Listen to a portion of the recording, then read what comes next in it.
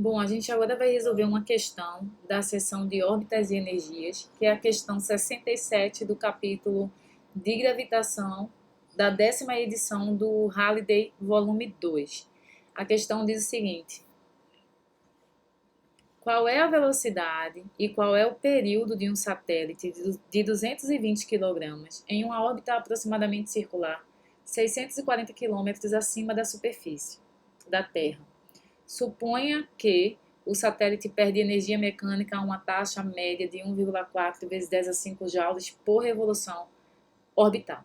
Usando a aproximação razoável de que a órbita do satélite se torna uma circunferência, cujo raio diminui lentamente, determine a altitude, a velocidade e o período do satélite ao final da revolução número 1500. Qual é o módulo da força retardadora média que atua sobre o satélite? O momento angular em relação à Terra é conservado para o satélite e para o sistema satélite-Terra, supondo que o sistema é isolado. Bem, então é uma questão que possui várias perguntas e a gente vai começar com as iniciais que são mais simples, que seriam qual a velocidade e qual o período desse satélite. Imagina que você tem aqui a Terra, ok?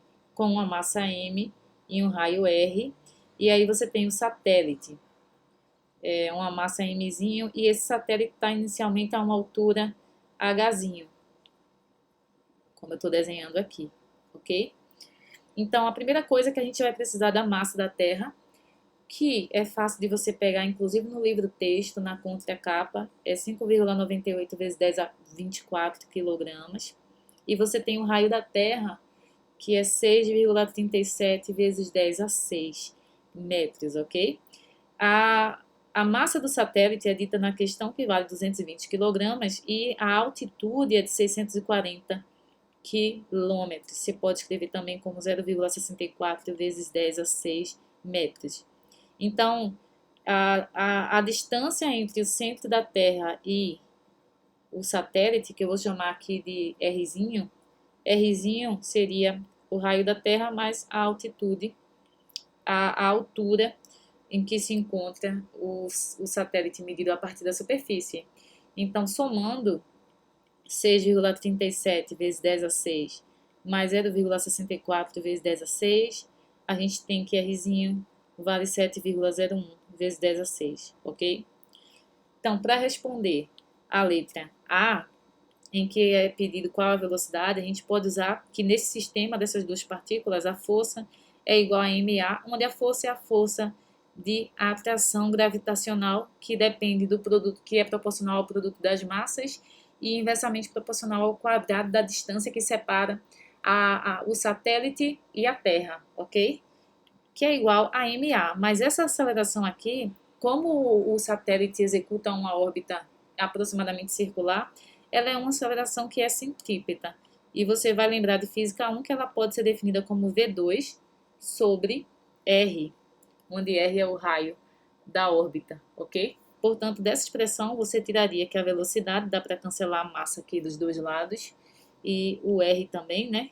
Então você tem que a velocidade é determinada como G, massa da Terra, sobre raiz de G, vezes massa da Terra, sobre o raio da órbita. Então é só substituir os valores conhecidos de G, não é? Da massa da Terra, que é 5,98 vezes 10 a 24, ok? E do raio da órbita, que é 7,01 vezes 10 a 6. Então você vai achar uma velocidade que vale 7,54 vezes 10 a terceira metros por segundo, e está respondida a letra A da questão. A letra B, ele pergunta qual é o período, ok? E aí você pode usar a relação que o período é a distância, né, percorrida por uma volta dividido pela velocidade. Isso aí também você viu em física 1.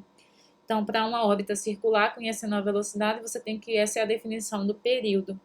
E aí, novamente, só substituir o raio da órbita, que é 7,01 vezes 10 a 6, e a velocidade que você acabou de calcular no item A. Então, o período, esse período, quando você fizer essa conta com esses números, vai dar um período igual a 5.820 segundos, ok? É um período aí de 5.820 segundos. Então, a letra A e a letra B são relativamente simples, porque você tem que considerar esse sistema aí da massa do satélite e da Terra, a força de atração gravitacional e calcular período e velocidade. Agora você vai partir nas letras seguintes o seguinte: você vai supor que o satélite perde energia mecânica a uma taxa de 1,4 vezes 10 a 5 joules. E aí, após 1.500 revoluções, você quer saber qual é a altitude, a velocidade e o período desse satélite. Depois você quer saber qual seria essa força retardadora média e se há conservação do momento angular do satélite e do sistema satélite Terra. Então vamos lá. Ok, a gente tem as informações que existe uma perda de energia de menos 1,4 vezes 10 a 5 joules por revolução. Essa é a variação da energia mecânica, né? Não vou colocar assim para não haver confusão, mas existe uma perda que está simbolizada por esse menos de energia mecânica, que é esse valor a cada revolução. E aí, após 1.500 revoluções, qual foi a perda, né? Então, a variação da energia mecânica após 1.500 será 1.500 que multiplica esse valor, menos 1,4 vezes 10 a 5 joules. Então, essa é a perda de energia mecânica após 1.500 revoluções. Só para reforçar o que já foi, o que está discutido lá no livro texto, a energia mecânica, ok?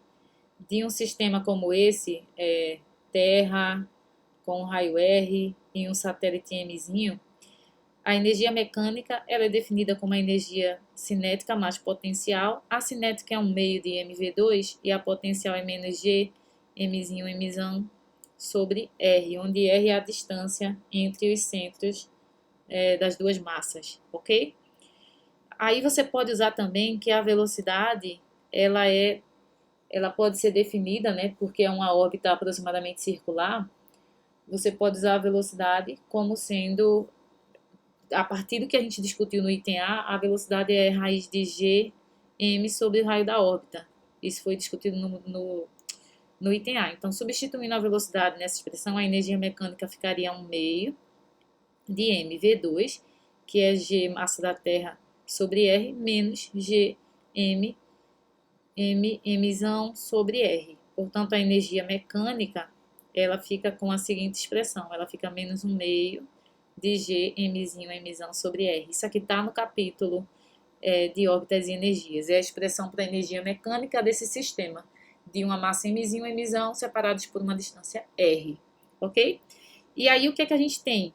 A gente tem que, após 1.500 revoluções, a energia mecânica variou dessa quantidade aí, que é 1.500 vezes 1,4. E tem o sinal negativo para indicar perda. Então, a variação da energia mecânica, que é a energia mecânica final menos a energia mecânica inicial, vai ser aquele valor. Vamos calcular então quem seria a energia inicial do sistema. Eu vou ter aqui, ok? Vamos calcular a energia mecânica inicial do sistema, tá bom? Então, quem seria EI? Pela fórmula que a gente acabou de deduzir, seria menos 1 meio de G, Mzinho, Mzão, e o raio da órbita inicial, que é aquele raio que a gente conhece. Vamos calcular. Seria menos 1 meio, o G seria 6,67 vezes 10 a menos 11, a massa do satélite 220 kg, a massa da Terra 5,98 vezes 10 a 24, dividido por Rzinho, que seria a distância dos centros, que é 7,01 vezes 10 a 6.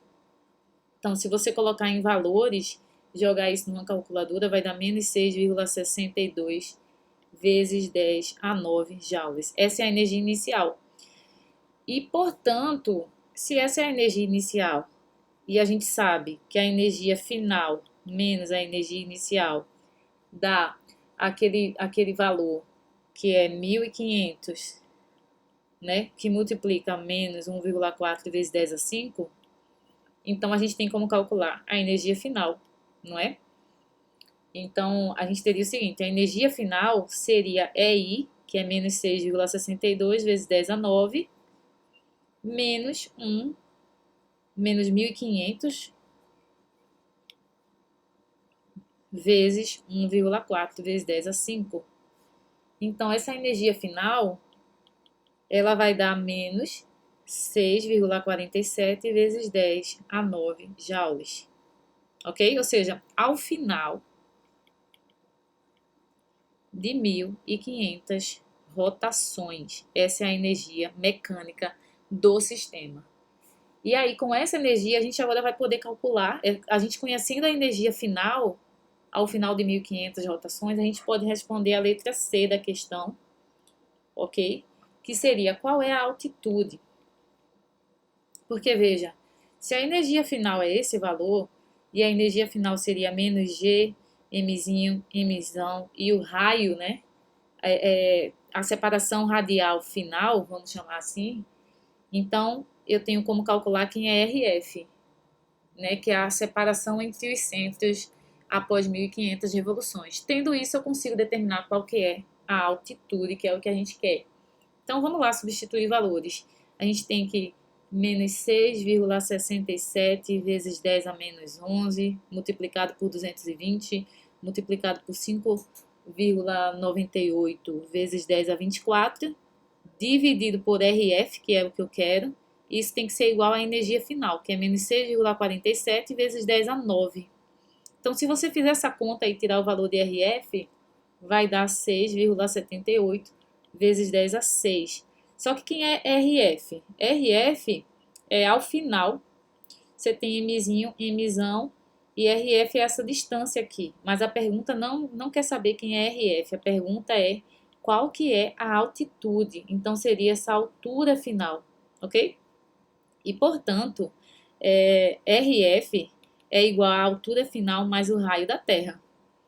Então, a altitude final seria RF menos o raio da Terra, que seria, então, 6,78 vezes 10 a 6, menos o raio da Terra, que é 6,37 vezes 10 a 6. Então, a altitude final, respondendo a letra C de casa, dá 4,1 vezes 10 a 5 metros. Ok? Essa é a altitude final. A letra D de dado, ela pede qual é a velocidade. A velocidade é definida como raiz de G, massa da Terra, e o R, né? Só que é o R final. Então, novamente, só substituir valores, já que a gente conhece o R final. Seria 6,67 vezes 10 a menos 11, a massa da Terra, 5,98 vezes 10 a 24, dividido pelo raio final, que é 6,78 vezes 10 a 6. Então, a velocidade, após 1.500 revoluções, ela vai ser 7,67 vezes 10 a terceira metros por segundo. E na letra E, ele pede o período, ok? E o período de novo. O período você pode calcular como sendo 2π R, só que agora é R final sobre V. V final, né? Vamos chamar V final aqui nessa expressão acima, tá? Então, você teria 2π, o raio final, que é 6,78 vezes 10 a 6,